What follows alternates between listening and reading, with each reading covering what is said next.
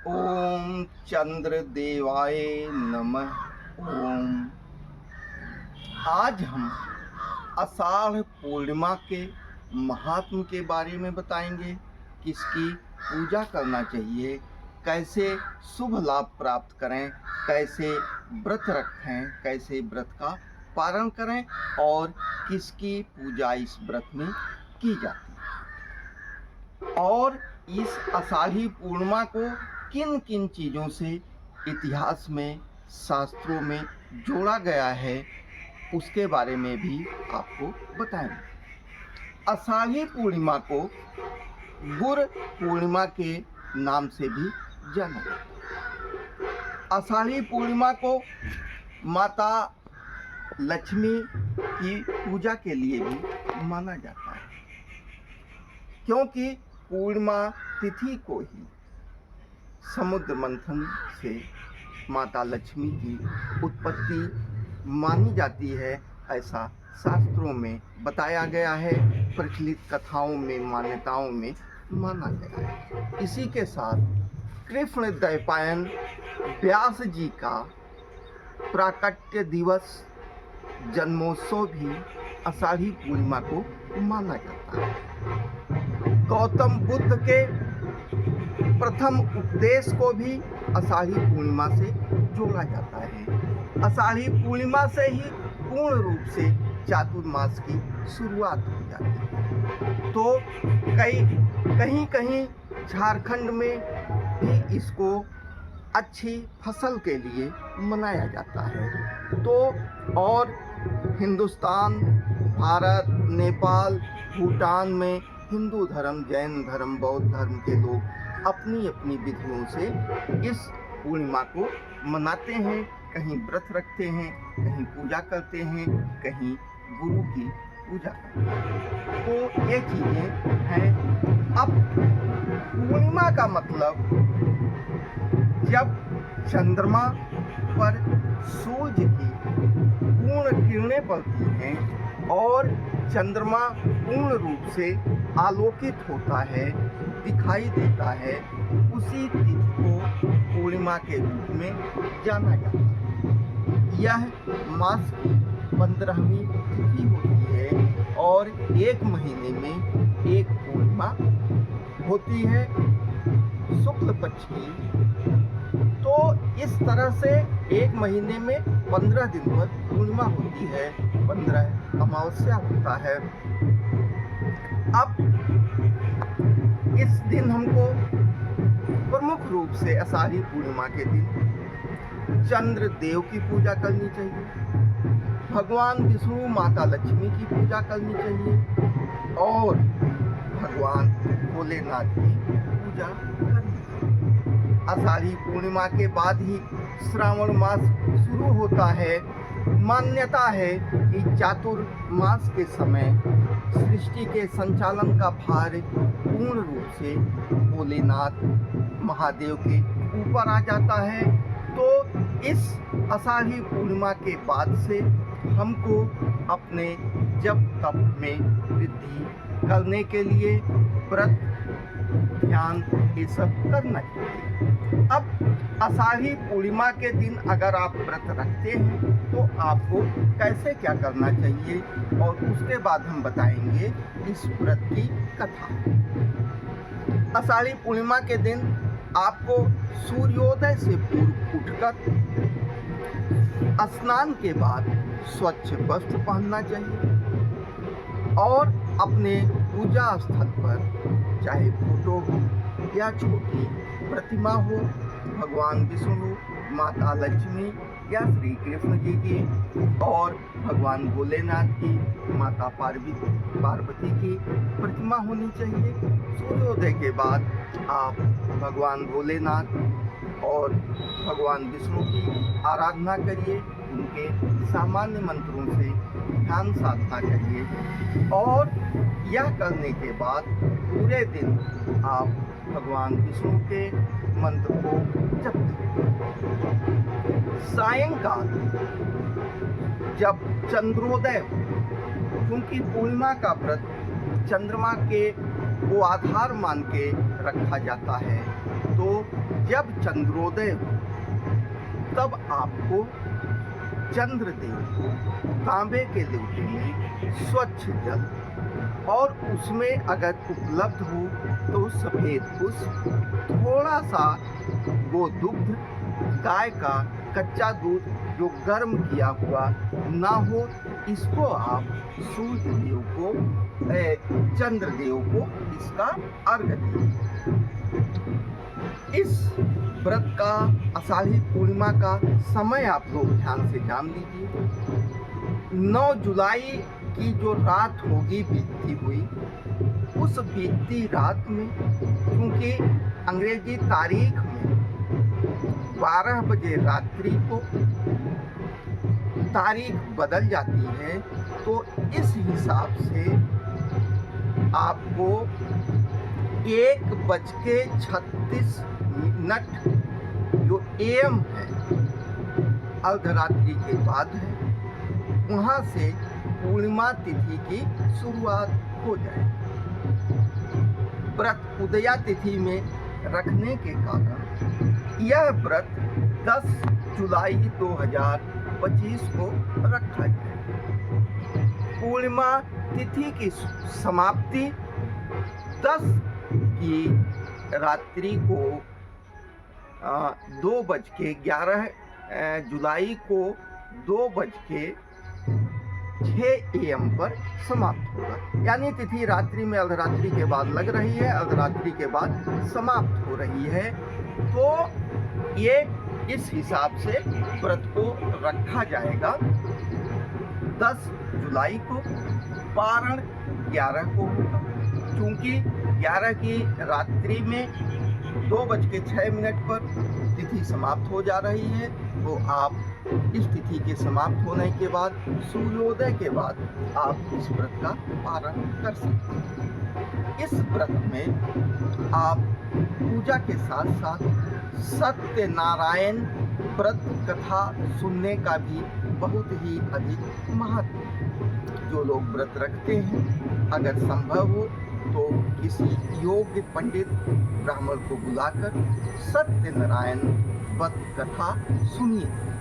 इसका बहुत महत्व है। इसकी कहानी यह है कि एक बार नारद ऋषि पृथ्वी पर भ्रमण कर रहे थे। उनको हर तरफ रोगी, पीड़ित, समस्याग्रस्त लोग दिखाई दे रहे थे, यानी आम जनता बहुत ही दुखी थी। नारद जी भी दुखी हुए। वो श्री हरि विष्णु भगवान नारायण के पास पहुँचे। उन्होंने कहा कि पृथ्वी पर यह स्थिति पैदा हो गई है, इनकी समस्याओं के निराकरण के लिए प्रभु आप कोई उपाय बताएं। भगवान विष्णु ने कहा कि पूर्णिमा के दिन अगर व्यक्ति परिवार के साथ मिलकर सत्यनारायण व्रत की कथा रखता है तो उसको कष्टों से मुक्ति मिलेगी। इस व्रत स्कंद पुराण के रेवा खंड में इस व्रत के कथा का विवरण है और सत्यनारायण कथा के नाम से भी इसकी किताब हिंदी में, संस्कृत में हर जगह उपलब्ध है और सामान्य रूप से यह व्रत बहुत प्रचलित भी है। तो पूर्णिमा के दिन, आषाढ़ी पूर्णिमा के दिन आप सत्यनारायण व्रत कथा को भी सुन सकते हैं। बहुत ही पूर्ण लाभ मिलेगा। श्री कृष्ण द्वैपायन महर्षि व्यास जी की भी पूजा की जाती है। उनके जन्मोत्सव को मनाया जाता है। गौतम बुद्ध के प्रथम उपदेश को भी उनको मानने वाले लोग इसको व्रत रखते हैं, कहीं कहीं उनकी पूजा करते हैं। तो ये तमाम चीजें आषाढ़ी पूर्णिमा के साथ जुड़ी हैं। गुरु शिष्य परंपरा भी आषाढ़ी पूर्णिमा के दिन शुरू होती है। गुरु अपने शिष्यों को दीक्षा देते हैं और वो धर्म के मार्ग पर आगे चलते हैं। इस उसकी कहानियाँ, कई कहानियाँ प्रचलित हैं मान्यताओं में, श्रुतियों में। उसमें एक कहानी है कि एक गरीब ब्राह्मण दंपति पति पत्नी बहुत ही विपन्न थे, आर्थिक स्थिति बहुत खराब थी और निसंतान भी थे। वह बहुत पीड़ित थे, परंतु वह दोनों पति पत्नी बहुत ही धार्मिक और धर्मपरायण, कर्तव्य पारायण थे, किसी तरह से जीवन अपना चला रहे थे। उसी समय उनको एक साधु मिलते हैं। उन्होंने उस साधु से कहा कि महाराज, हम लोग सत्य और धर्म के रास्ते पर चल रहे हैं, फिर भी हमारी आर्थिक स्थिति बहुत खराब है और हमारे पास कोई संतान नहीं।